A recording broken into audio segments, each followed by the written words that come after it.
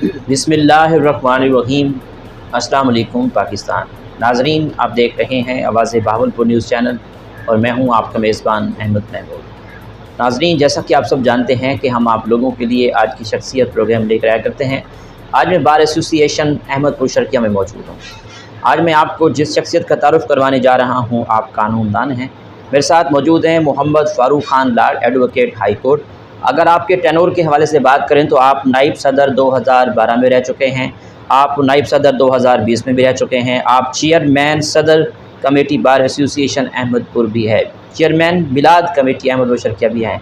तो आज हम कानून के हवाले से बात करेंगे, सियासत के हवाले से बात करेंगे, बार की डेवलपमेंट के हवाले से बात करेंगे, अहमदपुर के ज़िले के हवाले से बात करेंगे। तो आइए सर से बात करते हैं। अस्सलाम वालेकुम सर। वालेकुम अस्सलाम वरहमतुल्लाह। कैसे हैं आप? अल्हम्दुलिल्लाह ठीक है, खैरियत से। सर, आपने अपनी इब्तदाई तालीम कहाँ से हासिल की? आपका तालीमी सफ़र कैसा रहा? मैंने इब्तदाई तालीम तो अपने गांव से शुरू की थी, पुरमपुर मेरा एरिया है। फिर मैंने अहमदपुर शर्किया से अपनी ग्रेजुएशन की और फिर मैंने एमएससी ज्योग्राफी जो इस्लाम यूनिवर्सिटी बहावलपुर से क्लियर की। उसके बाद मैं लॉ में जो है एडमिशन लेके LLB करके फिर वकालत की जॉब में आया। ठीक। वकील बनने का शौक़ कैसे पैदा हुआ? आपको शौक़ था या वालिद साहब ने कहा वकील बनना है? उसमें मुझे शौक़ ज़्यादा तो नहीं था और मुझे किसी चीज़ की ज़रूरत भी नहीं थी, क्योंकि मेरा फैमिली बैकग्राउंड जो है वो ज़मींदारा था, तो रोज़ी रोटी की तो मुझे मसला नहीं था। लेकिन जिस तरह मैंने देखा कि दुनिया में नाइंसाफ़ी हो रही है और सीधा रास्ता बताने वाले बड़े मुश्किल से कम मिलते हैं जी। तो मुझे बहुत शौक़ था कि मैं वकालत करके लोगों को भला दूँ, फ़ायदा सोचूँ और उनकी रहनुमाई करूँ कि वो इंसाफ कैसे हासिल कर सकते हैं। तो उसमें मुझे बड़ी खुशी है कि मैं इस शोबे में आया। ये बहुत बड़ा शोबा है और मुझे फ़ख्र है कि मैं इस शोबे से मुंसलिक हूँ। लेकिन इस शोबे में मुश्किलात भी बहुत ज़्यादा हैं कि लैक ऑफ एजुकेशन है, लोगों को अपने हकूक़ का पता नहीं है, कानून का पता नहीं है, रास्ता ढूंढते ढूंढते ज़िंदगी लग जाती है या गलत रास्ता अपनाने से उनके वसाइल भी चले जाते हैं और मंजिल भी नहीं आती उनकी। तो वैसे मुझे बहुत मज़ा आ रहा है कि मैं लोगों के लिए ना काम कर रहा हूँ। एक अच्छे वकील में क्या खसूसियात होनी चाहिए? देखिए, उससे पहले तो एक अच्छा इंसान होना बड़ा ज़रूरी है। उसके बाद फिर हम प्रोफेशनली जो भी होते हैं अपनी ड्यूटी अंजाम देते हैं। तो देखिए, लोगों को पता नहीं होता कि उनके हकूक़ क्या हैं, फ़रज़ क्या हैं या उनको क्या करना चाहिए। तो सबसे पहले तो अच्छे वकील का ये मकसद हयात होना चाहिए कि वो लोगों को गाइड करें, लोगों की रहनुमाई करें और उनको समझाएं कि उनके लिए क्या अच्छा है, क्या बुरा है और कौन सा वो रास्ता अपनाएं कि अपने हक़ के लिए ना वो तगो कोशिश कर सकें। ठीक। एक वकील मुआशरे की इस्लाह के लिए क्या किरदार अदा कर सकता है? फी ज़माना वकील का बहुत अहम किरदार है माशरे के अच्छे बनाने में, क्योंकि यहाँ पे ज़ालिम भी आते हैं, मज़लूम भी आते हैं, पिसा हुआ तबका भी है। देखें, क्लासेस में तो एक बड़े रुतबे वाले जो नाम निहाद हैं, माफिया कह लें आप उनको, उनके पास वसाइल भी हैं, उनके पास ताकत भी है और उनके पास असर रसूख भी होता है। एक होता है कि इंतहाई गरीब आदमी है जो सिवाय अल्लाह के उसका कोई परेशानी हाल नहीं होता। जब वो वकील के पास आता है तो मेरे ख्याल में उसके वकील के अलावा उसकी कोई मददगार नहीं होता कि उसको क्या इमदाद दी जाए या किस राह पे लगाया जाए। मैं ये समझता हूँ कि फ़ी ज़माना जैसे कि हालात चल रहे हैं हमारे जुडिशरी के और लोगों के, जुल्म भी बढ़ रहा है, गुर्बत बढ़ रही है और अनएम्प्लॉयमेंट बढ़ रही है, महंगाई बहुत ज़्यादा हो गई है। तो वकील एक पुल का किरदार अदा कर रहा है। बेंच और बार के जो ताल्लुक़ है उसमें अगर आप वकालत को निकाल लें तो मेरे ख्याल में दूसरे दिन ही फसाद शुरू हो जाएंगे और कोई बैलेंस नहीं रहेगा कि कौन किस तरफ जाएगा। ठीक। सर, आपकी लाइफ में आप तक किस किस ओहदे पे फाइज रह चुके हैं? बार में क्या डेवलपमेंट करवा चुके हैं और कौन कौन से ओहदे आपके पास रह चुके हैं? आप कौन सा ओहदा है? मैं बार में 2012 में नायब सदर बना था। तब मैंने मिलाद कमेटी कैंप करवाई, उसका मुझे चेयरमैन बनाया गया और मुझे खुशी है कि मुझे ये रुतबा दिया गया कि मैं for life chairman Milad committee हूँ। और यहाँ पे अब हर साल 2 दफ़ा ना मिलाद की महफिलें होती हैं, सीरत के हवाले से भी कॉन्फ्रेंस होती हैं और मिलाद के हवाले से कुरान खानी भी होती है कि कुरान भी पढ़ते हैं यहाँ पे। उसके अलावा मैं लाइब्रेरी सेक्रेटरी भी रहा हूँ, मेंबर एग्जीक्यूटिव कमेटी भी रहा हूँ। और लाइब्रेरी सेक्रेटरी जब मैं बना तो मैंने किताबों को देखा जो पुरानी थी, खस्ताल थी, उनको मैंने मुरम्मत करवाया, उसकी जो जिल्दें वो ठीक करवाई और जो किताबें ज़रूरत थी वो मैंने मंगवाई और लाइब्रेरी में रखवाई।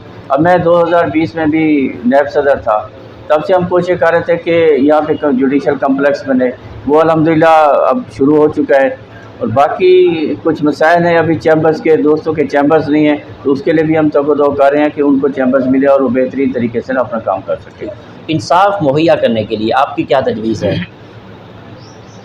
اصل میں اب جیسے جیسے وقت گزرتا جا رہا ہے، جیسے مہنگائی ہوتی جا رہی ہے، تو میرے حساب سے انصاف بھی مہنگا ہوتا جا رہا ہے، وہ اس حساب سے کہ لوگ انور بھی نہیں ہو سکتے، لوگوں کے پاس اتنی وسائل نہیں ہیں کہ وہ اپنے ساتھ ایک دم گواہ لے آئیں، طلبی کروائیں، ریکارڈ طلب کروائیں، ریکارڈ نقول لے کے آئیں، اور اب اتنا پیچیدہ معاملات ہو گیا کہ کافی رقم خرچ ہو جاتی ہے کہ نقول لیتے ان لوگوں کے پاس اتنا رقم یا پیسہ یا وسائل نہیں ہے کہ وہ بر وقت اپنے معاملات کو سلجھا سکے۔ تو میں یہ کہتا ہوں کہ جیسے پہلے ایک دور آیا تھا کہ اس میں کہا گیا تھا کہ جو مدعی اور مدعا علیہ ان کو کونسل فری میں مہیا کیے جائیں گے، اگر اس طرح کی کوئی کوشش ہو جائے، یا یہ جو ریکارڈ ہوتے ہیں اگر کسی ایک چھت کے نیچے سارے مہیا ہو جائیں، لوگوں کو پریشانی نہ ہو۔ اب جیسے یہاں پہ محافظ خانہ بہاولپور میں ہے، لوگ آتے جاتے ریکارڈ نہیں لے سکتے، جاتے ہیں تو بڑی مشکلات ہو جاتی ہیں، یا پھر ٹائم گزر جاتا ہے، پھر وہ لمیٹیشن کی ذات میں آ جاتے ہیں، ان کے حقوق تو ہوتے ہیں لیکن وہ عدالتیں ان کو دلوا نہیں سکتی۔ تو یہاں پہ آپ جس طرح یہ بڑی تحصیل ہے احمد پور شرکیہ رقبے کے حساب سے بھی اور آبادی کے حساب سے بھی، اور یہ پرانا علاقہ ہے کہ آپ دیکھیں ڈیرہ نواب صاحب تھا، یہ ریاست بہاولپور کا دارالحکومت رہا ہے، ڈیرہ نواب اسٹیشن اسی نام سے وجہ سے ہے، تو یہاں پہ محافظ خانہ نہیں ہے، لوگوں کو بڑی پریشانی ہے۔ اب یہ ضلع بن جاتا تو کافی مسائل حل ہو جاتے اور لوگ اپنے حقوق لینے میں آسانی محسوس کرتے ہیں۔ تو میری استدعا ہے کہ یہاں پہ ضلع فوری طور پہ بنایا جائے، نعرے تو سبھی لگاتے ہیں لیکن عمل کوئی نہیں کرتا۔ انصاف کی راہ میں یہی ہے کہ جو اسٹیک ہولڈرز ہیں یہاں پہ اپنے آفیسز میں ٹائم پہ بیٹھیں، لوگوں سے فری ملاقات ہو، جب یہاں پہ کسی کی ایکسیس ہی نہیں ہوگی کسی آفیسر سے تو وہ انصاف کیسے لے سکتا ہے؟ احمد پور شرکیہ بار ایسوسی ایشن میں کیا مسائل ہیں جن پہ آپ کا فوکس ہو کہ ان کو حل ہونا چاہیے؟ احمد پور شرکیہ میں پہلے تو بہت زیادہ مسائل تھے، اب کمپلیکس بن رہا ہے تو اس میں کافی مسائل حل ہوں گے۔ تو ابھی یہاں پہ صحت اور صفائی کے حوالے سے واٹر فلٹریشن پلانٹ بھی لگ گیا ہے، لیکن صفائی کے حوالے سے ابھی کوئی اتنی اچھی پروگریس نہیں ہے کہ وہ تھوڑا سا معاملات ہیں کہ صفائی کے حوالے سے اچھے نہیں ہیں۔ یہاں پہ جو لیٹیگینٹس آتے ہیں ان کے لیے کوئی بیٹھنے کی جگہ بھی نہیں ہے، اور یہاں پہ جو قیدی حضرات لائے جاتے ہیں ان کے لیے بھی کوئی پراپر بیٹھنے کی جگہ نہیں ہے، یا وہ برآمدوں میں گرمی میں بلبلاتے بیٹھتے ہوتے ہیں، ہتھکڑیاں لگی ہوتی ہیں، تو ان کے لیے اگر کوئی بیٹھنے کی جگہ ہوتی یا کوئی پنکھے وغیرہ کا انتظام ہو جاتا، کیونکہ بحیثیت انسان ہم نے کام کرنا ہوتا ہے، باقی جزا سزا تو عدالتوں کا کام ہے، وہ تو پروسیڈ کر رہی ہوتی ہیں۔ تو یہ کافی مسائل ہیں یہاں پہ ابھی جو چل رہے ہیں۔ ہماری زندگی میں رول آف لا کی کیا اہمیت ہے؟ دیکھیں، زندگی کی بنیاد ہی رول آف لا پہ ہے، کہ پہلے ہم سنتے تھے کہ قانون اندھا ہے، اس سے مراد یہ ہے کہ قانون سب کے لیے ایک جیسا ہے۔ اب دیکھیں نبی پاک صلی اللہ علیہ وسلم کی جو دور ہے، اس کے بعد جو خلافت راشدہ کا دور ہے، اس میں کسی کو استثناء نہیں حاصل ہوتی تھی کہ یہ بڑا آدمی ہے اس کو بڑے طریقے سے ڈیل کریں، یہ چھوٹا آدمی ہے اس کو چھوٹے طریقے سے ڈیل کریں۔ آج کل یہ بڑا مشکل ہو گیا ہے کہ ایک بڑا آدمی تو پروٹوکول سے آتا ہے، اور ایک غریب آدمی جس کا کوئی پرسان حال نہیں ہوتا اس کے لیے بڑے مسائل ہیں، اور میں نہیں سمجھتا کہ اس کو صحیح طرح سے وہ لیگل ایڈ مل رہی ہوتی ہو، یا اس کو اس طرح سے ٹریٹ کیا جا رہا ہو جس طرح سے ہماری نام نہاد ایلیٹ کلاس کو جو پروٹوکول دیا جا رہا ہوتا ہے۔ تو اس میں دو باتیں بڑھ رہی ہیں، ایک تو مایوسی بڑھ رہی ہے، دوسرا کرائم کا رجحان بھی بڑھے گا کہ اگر اس کو نہیں پکڑا جا سکتا تو مجھے کیوں پکڑیں۔ تو اس سے معاشرے کے لیے بہت خطرناک صورتحال پیدا ہوتی جا رہی ہے۔ انصاف کا تقاضا تو یہی ہے کہ سب کو ایک برابر آپ ڈیل کریں۔ تو جب تک کہ آپ ایک برابر ڈیل نہیں کریں گے کہ بڑے کو اور چھوٹے کا فرق نہیں سمجھیں گے، امیر اور غریب کا فرق نہیں سمجھیں گے، اس وقت معاشرے میں کوئی بہتری نہیں آ سکتی۔ پاکستان کے موجودہ تعلیمی نظام کے بارے میں ایز اے قانون دان کیا تبصرہ ہے آپ کا؟ دیکھیں، تعلیمی نظام میں اب جس طرح سے پچھلی حکومتوں نے کوشش کی تھی کہ اس میں سیرت کے حوالے سے یا دین کے حوالے سے کافی ساری چیزیں انہوں نے شامل کی تھی، تو ہم دیکھ رہے ہیں، ہم بچپن سے پڑھتے بھی آ رہے ہیں اور دیکھتے بھی آ رہے ہیں کہ دین کے حوالے سے بہت چیزیں نہیں ہیں اسلام میں، کتابوں میں یا نصاب میں، تو اس میں ہونی چاہیے۔ اب جس طرح جامعات کا جال بچھا جا رہا ہے یا کوشش کی جا رہی ہے، تو جامعہ القرآن بھی ہونی چاہیے، اس میں سیرت بھی پڑھائیں، قرآن کی تعلیم بھی دیں، اور ہمیں جو خلافت راشدہ ہے، جو ہمارے اولیاء اللہ ہیں، ان کی سیرت بھی بتائیں کہ انہوں نے کس طرح سے زندگی گزاری ہے۔ اور یہ نہیں ہے کہ محلوں میں رہ کے، جہازوں میں پھر کے اور پھر عیش و عشرت کی زندگی گزار کے کوئی ولی اللہ بن جاتا ہے، ایسا بالکل نہیں ہے۔ وہ تو اللہ کی راہ میں جتنا بندہ ایمان پختہ کرے گا اور انصاف کرے گا، میرے خیال میں اس چیز کی بڑی کمی ہے ہمارے نصاب میں، کہ اب دیکھیں جتنے مہنگے اسکول ہیں اس میں تو کوئی دوپٹہ نہیں ہوتا، چھوٹے چھوٹے کپڑے ہوتے ہیں۔ جب آپ بچوں کو چھوٹے چھوٹے کپڑے پہنائیں گے تو بڑے ہو کے وہ پورے کپڑے نہیں پہنیں گے۔ عریانی اور فحاشی جو ہے نا وہ انتہائی بری صورت اختیار کر گئی ہے ہمارے معاشرے میں۔ یعنی لگتا نہیں ہے کہ ایک اسلامی معاشرہ ہو۔ ہم نام کے تو مسلمان ہیں، کردار کے نہیں رہ گئے۔ کردار تب سے آئے گا کہ ہمارا عمل ایسا ہو کہ ہمارے جو ہمیں دیکھے وہ یہ تو محسوس کرے کہ ہم مسلمان ہیں۔ سر آپ کو ٹورزم کا کتنا شوق ہے؟ پاکستان کے کون کون سے شہر اچھے لگتے ہیں؟ آپ کا فیوریٹ شہر کون سا ہے؟ دیکھیے ٹورزم میں جب یونیورسٹی تھا تو ہمارا سوشل اکانومک سروے ہوتا تھا، ہم نے آزاد کشمیر کے بھی سروے کیے تھے، سوات بنگورہ ادھر ادھر بھی گئے تھے۔ دیکھیے پاکستان میں اب جو حالات چل رہے ہیں اس میں فرسٹریشن بڑھ رہی ہے۔ اس کی وجہ یہ ہے کہ ایک تو وسائل کم ہیں، لوگوں کی ٹینشن زیادہ آ رہی ہے، لوگوں کی خواہشات بہت زیادہ ہو گئی ہیں، کام لوگ کرتے نہیں ہیں۔ ایجوکیشن ہے تو اس کے پاس جو پراپر جو نوکری کے بندوبست ہے وہ نہیں ہے، یا اگر نوکریاں ہوں بھی تو کتنی ہوں، ان کے پاس کوئی کاروباری اسکل نہیں ہے۔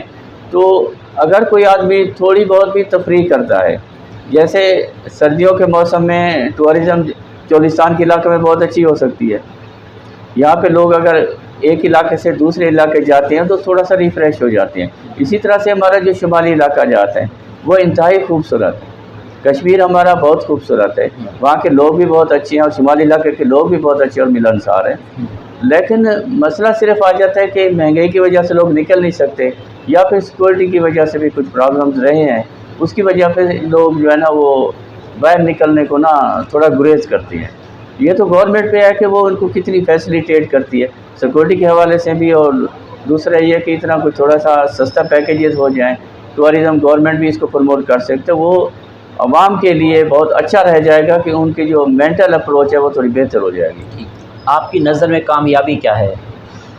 دیکھیں میری نظر میں جو کامیابی ہے نا وہ سب سے پہلے تو ایک اچھا انسان ہونا ہے، اس کے بعد آپ اچھے مسلمان ہو جائیں، پھر آپ اچھے اولاد ہو جائیں اور اچھے ماں باپ ہو جائیں، یعنی جو رشتہ آپ کا ہے وہ اس کو ڈیو ریسپیکٹ دیں، آپ اس کی حد میں رہیں، تو یہ معاشرہ بالکل ہی کامیاب ہو جائے گا، اور وہی ہو جائے گا جیسے ہمارا اسلامی معاشرہ ہوتا ہے۔ اور عدم مساوات ہے، یہاں پہ ایک امیر آدمی امیر بن رہا ہے، اور یہاں پہ میں دیکھ رہا ہوں کہ ہماری جو فورسز ہیں وہ بھی دیکھ رہی ہوں گی کہ یہاں پہ سودی نظام بہت زیادہ بڑھ گیا ہے، اس کو مختلف شیپس دیے گئے ہیں، مجبور آدمی چپ کر کے کام کر رہا ہے، اور جو مجبوری سے فائدہ اٹھا رہا ہے وہ امیر سے امیر تر ہوتا جا رہا ہے، اور غریب جو ہے نا غریب سے غریب تر ہوتا جا رہا ہے۔ تو اس کو گورنمنٹ کو چاہیے کہ ایسے اقدامات کریں کہ جو بالکل ہی غیر شرعی معاملات ہیں ان کو تھوڑا جلدی دیکھ کے نا ان کا کوئی کلا کما کریں، یا پھر جیسے آپ یہ ایگریرین ایریا ہے، کوئی صنعتی علاقہ نہیں ہے، تو زراعت بالکل پسماندگی کی طرف جا رہی ہے، اس میں کافی ساری وجوہات ہیں، فی ایکڑ پیداوار بہت کم ہوتی جا رہی ہے۔ اب یہ جو رونا رو رہے ہیں کہ گندم کم ہے، گندم کم ہے، میں کہتا ہوں کہ ایک وقت آئے گا کہ 2 وقت کی روٹی بھی نہیں ملے گی، یعنی اس بندے کو جس نے سونا چاندی اکٹھا کیا ہوا ہے وہ پھر سونا چاندی کھائے گا، گندم کی روٹی نہیں کھائے گا۔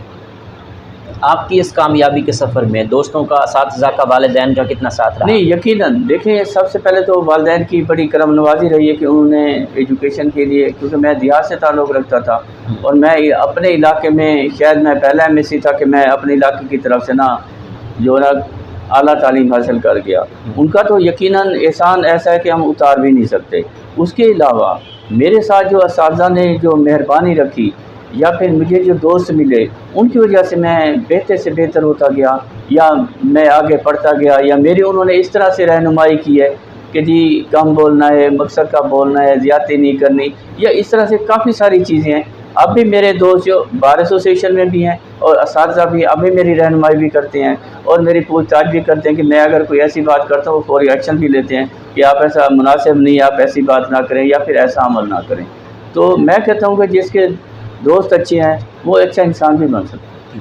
آخر میں سننے والوں کو، دیکھنے والوں کو، وکلا برادری کو آپ کا کیا پیغام ہے ایز اے قانون دان؟